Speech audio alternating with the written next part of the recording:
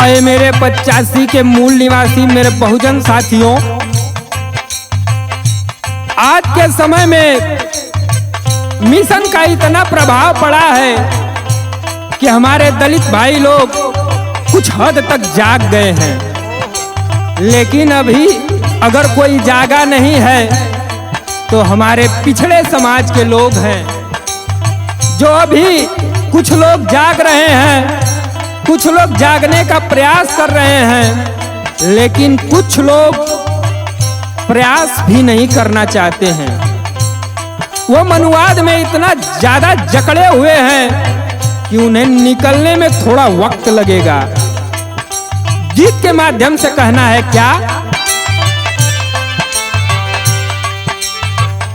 मनुवाद भारत के भीतरिया,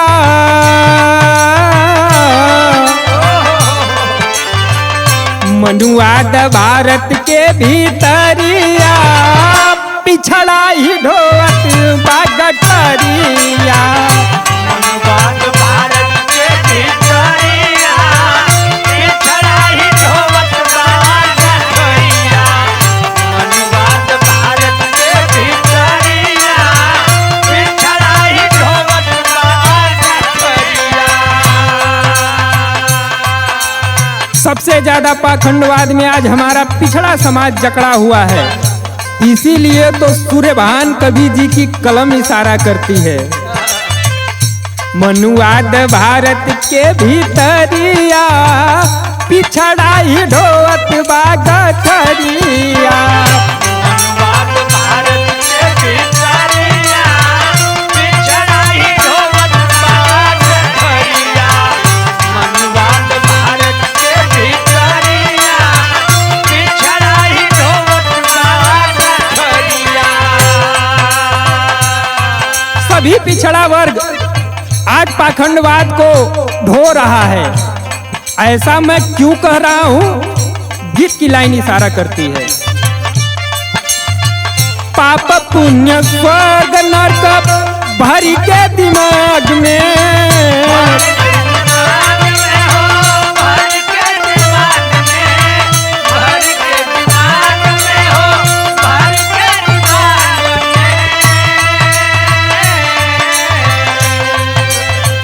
जिंदगी जरावे अपन, जिंदगी जरावे अपन, जातिवादी आग में।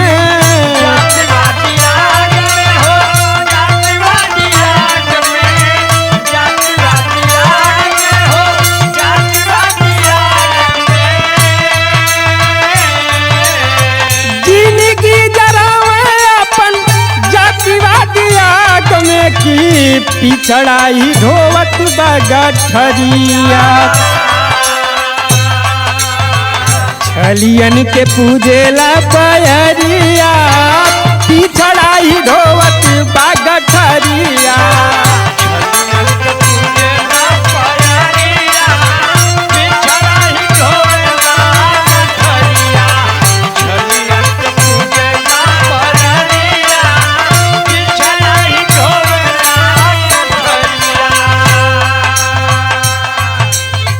आज पूजा पाठ और विज्ञान दोनों के मतलब एकदम स्पष्ट हैं, लेकिन आज भी लोग किस चीज में फंसे हुए हैं? गीत की लाइन इशारा करती है मास्टर। सोचेला कि देवी देवता करी है भलाई, करी है भलाई हो, करी है भलाई। करी है भलाई हो, करी है भलाई।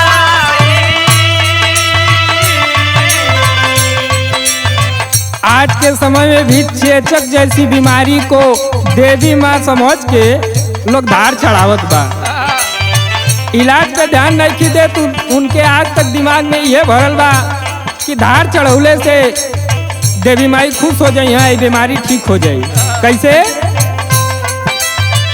पूजेला बीमारी चेचक, पूजेला बीमारी चेचक, कही के देवी माई।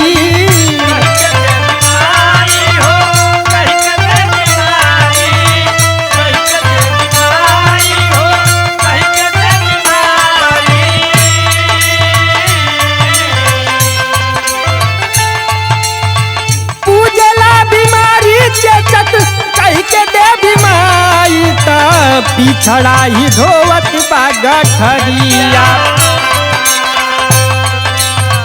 खोले नाही तनिको नजरिया,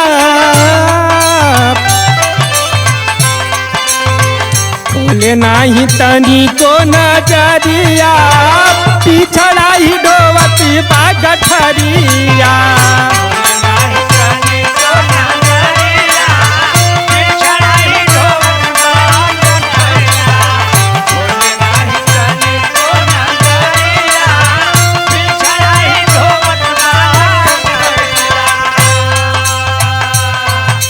आज भारत के अंदर सबसे ज्यादा रामायण और कीर्तन पिछड़े समाज के लोग अपने घर पे करवाते हैं। सबसे ज्यादा रामायण और कीर्तन सुनाई देता है पिछड़े समाज के लोगों के घर पे।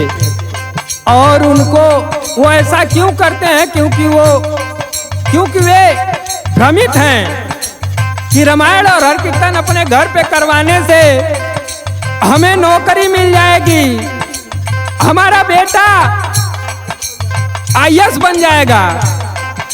उनको इतना ध्यान ही नहीं है कि आईएएस बनने के लिए एकमात्र साधन शिक्षा है। पढ़ाई करने के बाद ही आईएएस बना जा सकता है, ना कि कोई पूजा पाठ करने से या देवघर गईले से या मैहर देवी गईले से।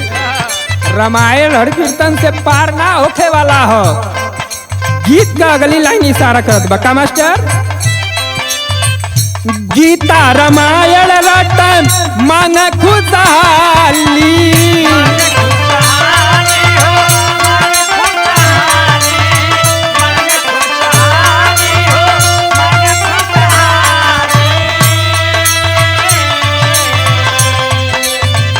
ओके नाही देखे जहवा, ओके नाही देखे जहवा लिखल बाटे गाली।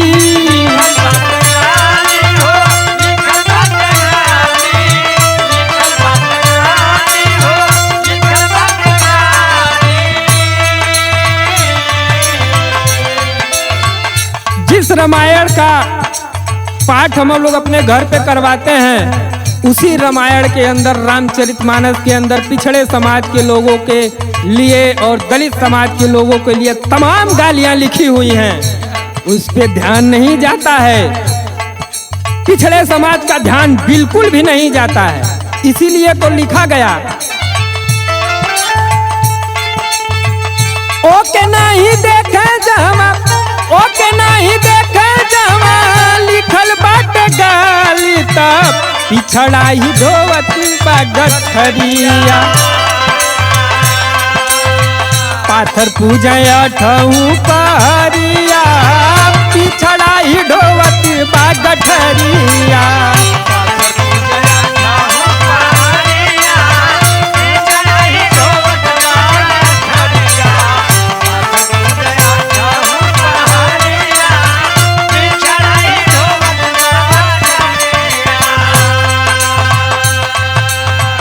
आज पिछड़े समाज को जागने के लिए इतना काफी है।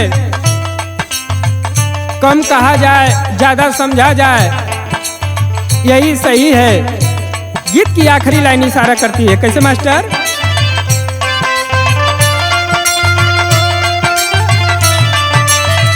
जाके चारों धाम बीच, जाके चारों धाम बीच रगड़े लनक हो।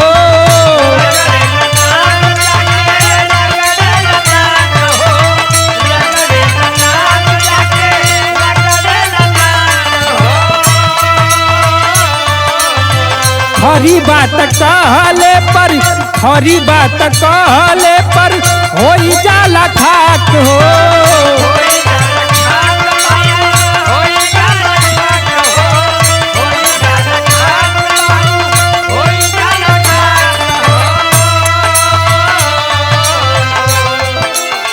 खरी बात कहले पर हो जाला खाक होती, पिछड़ा ही ढोवत बा गठरिया। पिछड़ा ही ढोवत बा गठरिया। वियोगी सूर्यभान कसयरिया, वियोगी सूर्यभान कसयरिया। पिछड़ा ही ढोवत बा गठरिया। वियोगी सूर्यभान कसयरिया।